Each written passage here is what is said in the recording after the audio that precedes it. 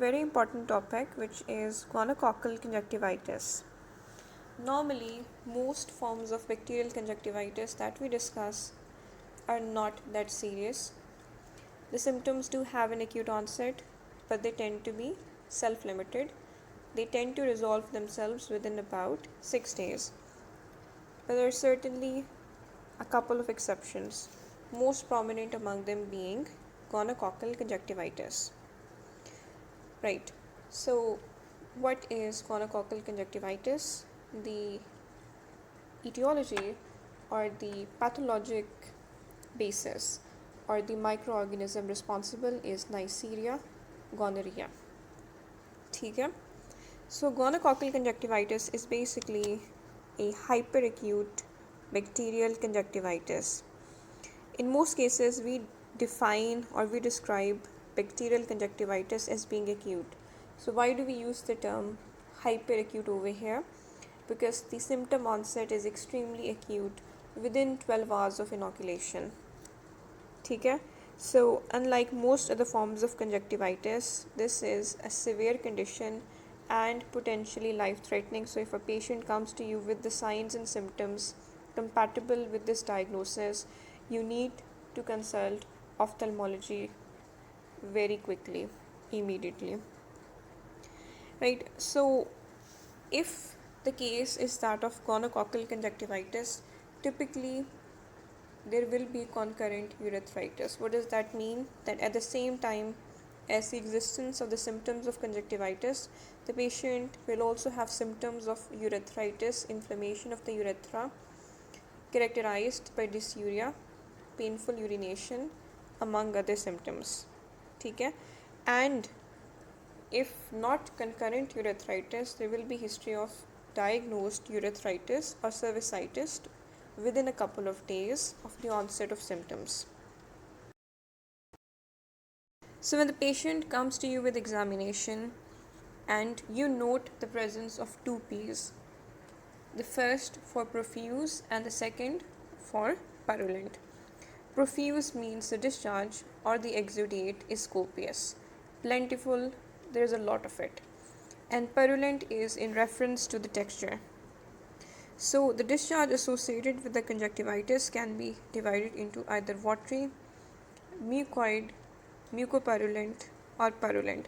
Purulent basically means that the discharge is like pus, and purulent discharge is characteristically associated with two things: with gonococcal conjunctivitis and with severe cases of other bacterial conjunctivitis, which aren't very common.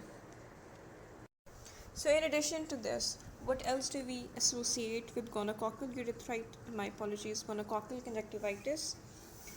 We associate diffuse hyperemia, which is pretty marked and very difficult to miss. The visible conjunctiva will be velvety red. In addition, there will typically be marked chemosis. What does chemosis mean? Chemosis basically means edema of the conjunctiva, and this is not something you normally see in cases of conjunctivitis. Chemosis is a rare symptom in conjunctivitis and only seen with more severe forms of conjunctivitis. So this is another thing that needs to be kept in mind.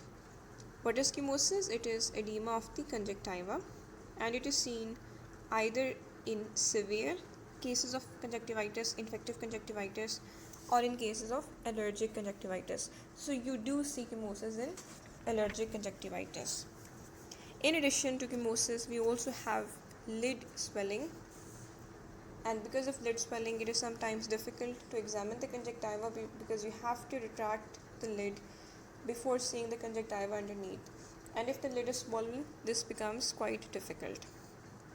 Also, there is often tender preauricular lymphadenopathy, swollen lymph nodes in front of the ear, and tender preauricular lymphadenopathy is seen with gonococcal urethritis and with viral conjunctivitis. So it's seen with gonococcal conjunctivitis and it is seen with viral conjunctivitis. So we have two differentials based on this one piece of information.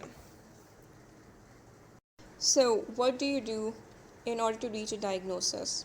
First of all, There are a couple of clinical points. There will be concurrent conjunctivitis, there will be concurrent urethritis or cervicitis. So, if a patient is presenting to you with the symptomatology of conjunctivitis, and there is also the presence of genitourinary infection, that is something which is pointing towards gonococcal conjunctivitis.